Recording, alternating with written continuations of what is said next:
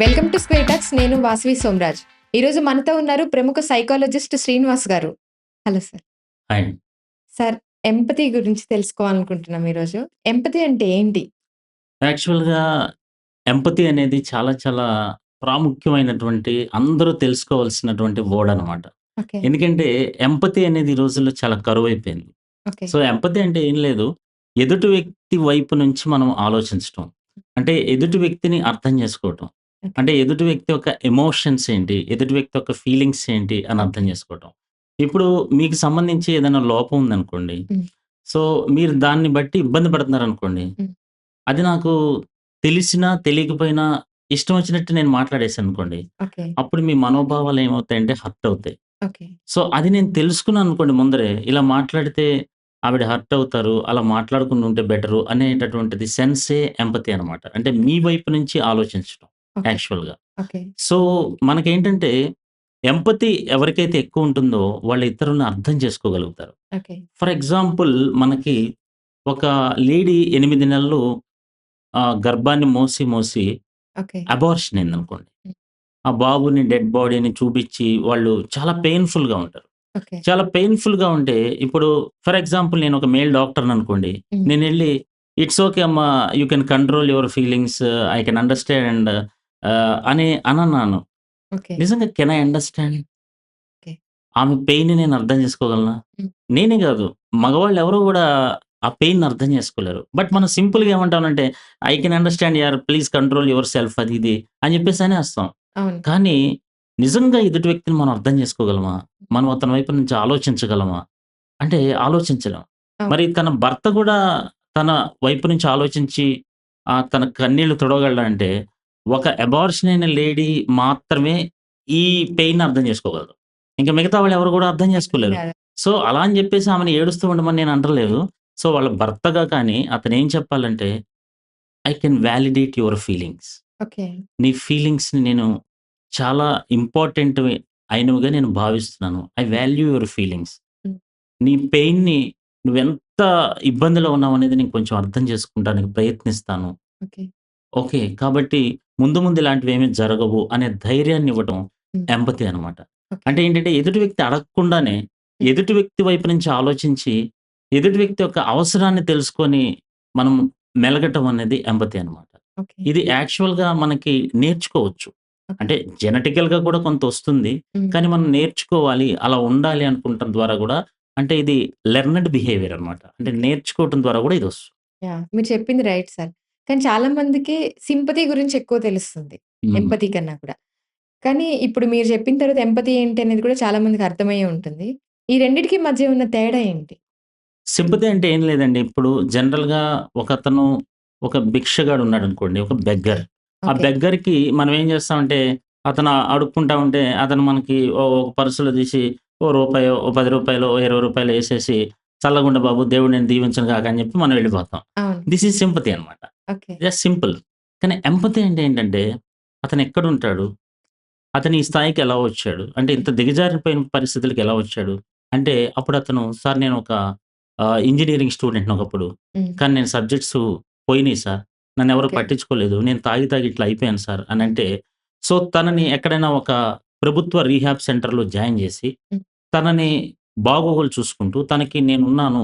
నువ్వు మారొచ్చు. నువ్వు మళ్ళీ మంచి వ్యక్తిగా మారతావు.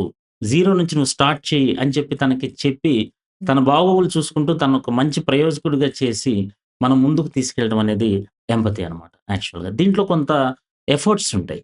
ఓకే. అంటే మాటలతోటి అయ్యేది సానుభూతి. ఓకే. చేతలతోటి కాస్త వచ్చేది కొంచెం కృషి చేసి, కాస్త ఎఫర్ట్స్ పెట్టేది, కొద్దిగా రిస్క్ తీసుకునేది అదేంటంటే మనకి ఎంపతి అనమాట. ఓకే. ఆ! అయితే ఎలాంటి వారు, ఎలాంటి వారి నుంచి సింపతి ఆర్ ఎంపతి? హ్మ్. ఎలాంటి వారు ఎంపతిని మెయిన్. ఎంపతిని ఎవరు కోరుకుంటారు? ఎలాంటి వారు? యాక్చువల్‌గా చెప్పాలంటే ఎవరైనా ఎంపతి కోరుకుంటారు. హ్మ్. ఏ మనిషి అయినా సరే కావాల్సింది ఏంటంటే ఎంపతి హ్మ్. మనకి. ఫ్యామిలీస్‌లో కావాల్సింది ఎంపతి.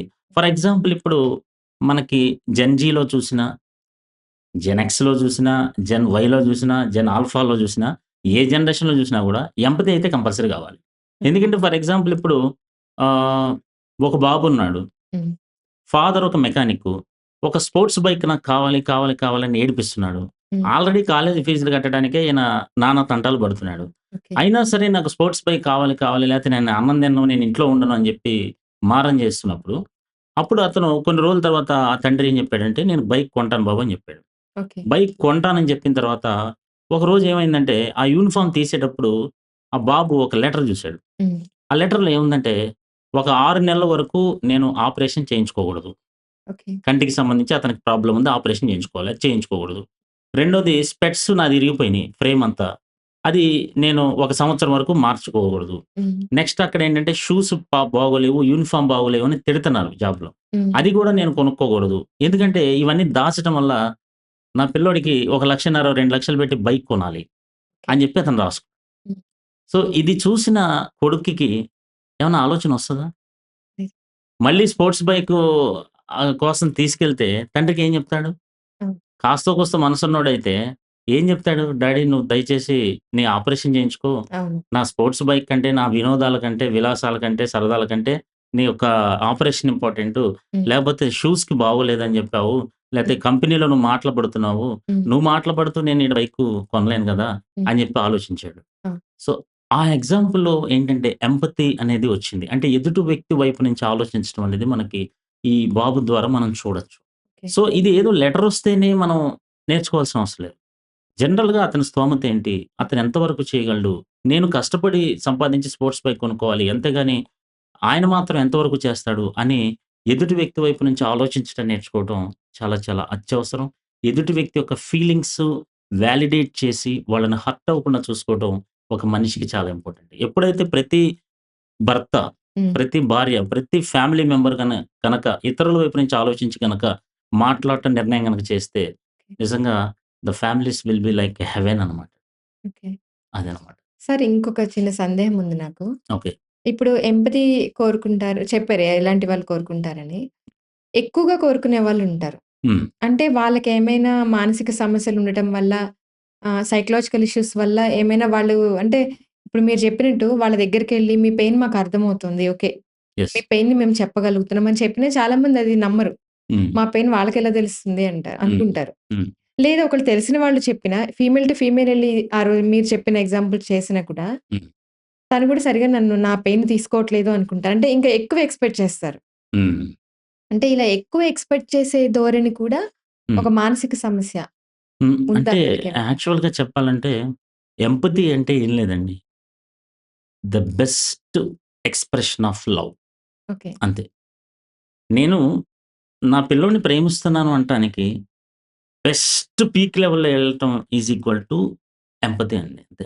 ఓకే. ఆ! అంటే తన వైపు నుంచి ఎంత వరకు అర్థం చేసుకుంటున్నాను. హ్మ్. ఫర్ ఎగ్జాంపుల్ ఇప్పుడు నా బాబు ఈరోజొచ్చి ఏడుస్తాడు. స్కూల్ నుంచొచ్చి ఏడుస్తున్నాడు. ఏడుస్తుంటే ఏ ఎప్పుడు ఏడుస్తుంటావు. ఏదో ఒకటి తెచ్చిపెడతావు. దరిద్రుడా! చావరాదురా! అని నేనన్నాననుకోండి. ఓకే. Is it empathy? హ్మ్. అసలు సింపథీనే గాదది హ్మ్. యాక్చువల్లీ. అలా కాకుండా నాన్న నీకేంటి ప్రాబ్లము అనని వాడినడిగితే వాడు ఈరోజు స్కూల్ టీచరు నన్ను హోంవర్క్ ఎందుకు చేయలేదని అడిగి కొట్టిందనంటే వెంటనే మనం హోంవర్క్ చేయాలని నిన్న జెప్పా గదా! ఎందుకు చేయలేదు? అంటే అదసలు వాడింకెప్పుడైనా మనకొచ్చి చెప్తాడా? లేదు. చెప్పడు. హ్మ్. సో, అండర్‌స్టాండ్ చేసుకోవడం అనేది ఇంపార్టెంట్. ఓకే. ఎక్కడ నీకు ప్రాబ్లమ్ కలుగుతుంది? హ్మ్. అంటే, "నువ్వు ఫోను చూసుకుంటా కూర్చుంటావు డాడీ. నన్నొక్కడినే హోంవర్క్ చేయమంటావు. ఇన్ని బుక్కులేసుకొని నేనెక్కడ హోంవర్క్ చేస్తాను" అననంటే, హ్మ్. "ఏంట్రా పెద్ద, చిన్న అంతరం లేదా నీకు? నన్నే క్వెషన్ చేస్తావా నువ్వు" అని అనకుండా, "సరే నాన్న నేను నీతో పాటు కూర్చుంటాను. మనం కలిసి హోంవర్క్ చేద్దాం" అని అతను అర్థం చేసుకోవటం అది ఎంపతీనే. కొన్ని సార్లు ఏమవుతుందంటే, ప్రతిరోజు వాళ్ళు ఎంపతి ఎక్స్‌పెక్ట్ చేయొచ్చు. అయినా గాని మీరు నెమ్మది నెమ్మదిగా ఎంపతిని ఇస్తూ ఉంటే, కొన్నాళ్ళకి వాళ్ళు ఏం జేస్తారంటే, మన కష్టాలను గూడా వాళ్ళు అర్థం చేసుకొని, వాళ్ళు మనకి ఎంపతిని ఇవ్వటం చూస్తారు. నేనేమంటున్నానంటే అండి ఫైనల్లీ, నన్నెవడు అర్థం చేసుకోవట్లేదు, ఎవడు అర్థం చేసుకోవట్లేదు, ఎవడు అర్థం చేసుకోవట్లేదు అని మనం అందరం సఫర్ అవుతాం గదా! హ్మ్. అసలు మనం అర్థం చేసుకుంటున్నామా ఎదుటోడిని? లేదు. మనం అర్థం చేసుకోవట్లేదు. Hmm. First understand others. Then you can be understood by others. మీరు ఎదుటి వ్యక్తిని ఎంతగా అర్థం చేసుకుంటారో, ఎదుటి వ్యక్తి కూడా మిమ్మల్ని అంతగా అర్థం చేసుకోవడానికి ప్రయత్నం చేస్తాడు. మీరు ఎదుటి వ్యక్తి మాటలే వింటలేదనుకోండి అసలు. ఆ! చాల్లే ఊరికే ఎప్పుడు తలనొప్పంటావు, కాళ్ళు నొప్పంటావు, జీవితం అంతా నొప్పులు, చస్తన్నానీడ. ఎన్ని సార్లు హాస్పిటల్‌కి తీసుకెళ్ళాలి? ఎన్ని సార్లైనా తీసుకెళ్ళాలి. సో, తీసుకెళ్ళినప్పుడు వాళ్ళకర్థమవుతుంది. ఏమర్థమవుతుందంటే, పాపం చాలా సార్లు హాస్పిటల్‌కి తీసుకెళ్తున్నాడు. ఆయన సఫర్ అవుతున్నాడు. ఇంకోసారి నా పెయిన్ నేను అనుభవించాలి గానీ చెప్పకూడదు అని అనుకునే పరిస్థితికొస్తారు. సో, కాబట్టేంటంటే, మీరు 100% ఇతరులను అర్థం చేసుకుంటే, ఇతరులు కూడా మిమ్మల్ని 100% కంటే ఎక్కువగా అర్థం చేసుకోవడానికి ప్రయత్నం చేస్తారు. సో, ఎంపథీ ఓవర్‌గా కావాలంటే, మనం ఎంపథీ ఇవ్వచ్చు. సో, ఎప్పుడైతే ఎక్కువ ప్రేముంటుందో, అప్పుడు మనం ఓపికతోటి ఎదుటి వ్యక్తి సైడ్ నుంచి ఆలోచించొచ్చు. Thank you sir. చాలా చక్కగా వివరించారు సార్ ఎంపథీ గురించి. Thank you. చూసారు గదా! ఈరోజు శ్రీనివాస్ గారు చెప్పినట్టు ఎంపథీ గురించి ప్రతి ఒక్కరికి ఎంతగానో అర్థమైందని కోరుకుంటూ, తిరిగి మరొక వీడియోలో మళ్ళీ కలుద్దాం. చూస్తూనే ఉండండి square talks. Thank you for watching.